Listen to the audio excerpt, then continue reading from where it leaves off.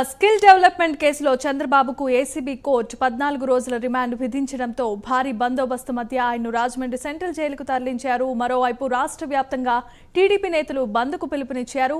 దీంతో Rajahmundry central jail దగ్గర భారీ పోలీస్ బందోబస్తును ఏర్పాటు చేశారు. ఇవాళ బంద్ నేపథ్యంలో ఎటువంటి అల్లర్లు జరగకుండా ఉండటం కోసం ఏపీలో అన్ని జిల్లాల్లో అధికారులు 144 సెక్షన్ ని అమలు చేశారు.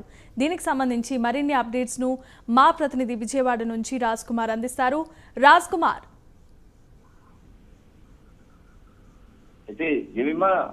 ఏపీ మాజీ ముఖ్యమంత్రి నారా చంద్రబాబు నాయుడుకి సంబంధించి కూడా నిన్న 14 రోజుల రిమాండ్ ను విధిస్తూ కూడా ఏసీబీ కోర్టు ఆల్రెడీ నిన్న రిమాండ్ విధించినటువంటి పరిస్థితి. ఈ నేపథ్యంలో దాదాపు 4.5 గంటలు సుదీర్ఘ ప్రయాణం తర్వాత చంద్రబాబు 1:30 ప్రాంతంలో రాజమండ్రికి చేరుకున్నటువంటి పరిస్థితి.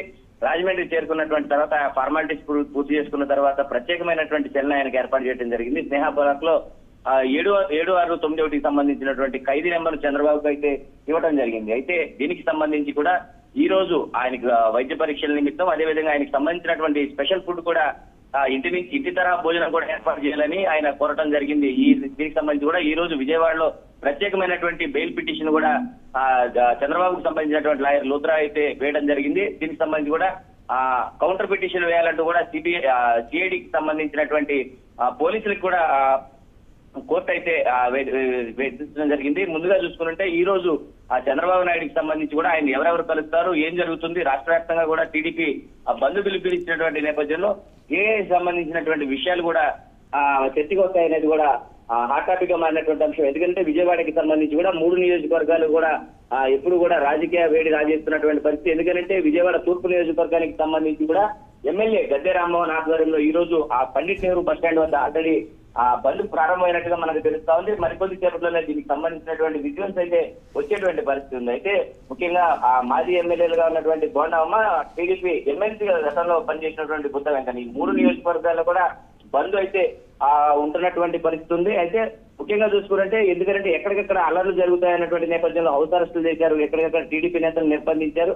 దీనికి జనసేన అధినేత పవన్ కళ్యాణ్ కూడా నిన్న లోకేష్ తో మాట్లాడారు. ఏం జరిగింది ఏంటనేది కూడా పూర్తిగా తెలుసుకున్నారు. అయితే నిన్న బిజీ షెడ్యూల్ ఉన్నటువంటి నేపథ్యంలో పవన్ కళ్యాణ్ కూడా నిన్న సాయంత్రం బయలుదేరి హైదరాబాద్ వెళ్ళడం జరిగింది. ఈ నేపథ్యంలో జనసేన పార్టీ శ్రేణులందరూ కూడా ఆయన రాష్ట్ర వ్యాప్తంగా తెలుగుదేశం పార్టీకి సంబంధించినటువంటి బంద్ జరుగుతున్నటువంటి కార్యక్రమాలకి ఆ జనసేన పార్టీ పూర్తి మద్దతు తెలుపుతుందన్నారు. ఈ నేపథ్యంలో తెలుగుదేశం పార్టీ చేస్తున్నటువంటి ఈ బంద్ ను పూర్తిగా కూడా జనసేన పార్టీ మద్దతు తెలుపుతుంది. ఇరు పార్టీలు కూడా కలిపి ఎందుకంటే సుదీర్ఘకాలంగా 14 సంవత్సరాలు పనిచేసినటువంటి ముఖ్యమంత్రిగా పనిచేసినటువంటి చంద్రబాబు అక్రమంగా అంటే ముందస్తు నోటీసులు ఇవ్వకపోవడంతో ఎటువంటి ఆంక్షలు విధించకుండా ఎక్కడా కూడా ఇబ్బంది పెట్టకుండా పోలీసులు అయితే తరలించామని వారు చెప్తున్నప్పటికీ కూడా ఎందుకంటే ముందస్తు నోటీసులు ఇవ్వాలి వ్యక్తిగా కూడా గవర్నర్ కి సంబంధించినటువంటి విషయాలన్నీ కూడా చంద్రబాబుకి అరెస్ట్ చేసే ముందు ఇవన్నీ కూడా గవర్నర్ కి తెలియజేయాలంటూ కూడా చంద్రబాబు తరపున న్యాయవాదులందరూ కూడా కోరినప్పటికీ కూడా ఎందుకంటే చంద్రబాబు గతంలో ముఖ్యమంత్రిగా పనిచేశారు, అది ఆయన హోదా మాత్రమే, ప్రస్తుతానికి ఆయన ఒక ఎమ్మెల్యేగానే ఉన్నారని కూడా సిఐడి తరపున న్యాయవాదులందరూ కూడా వాదించారు. దీనికి సంబంధించి కోనాట్ 9 సంబంధించినటువంటి సెక్షన్ అంతా కూడా నిన్న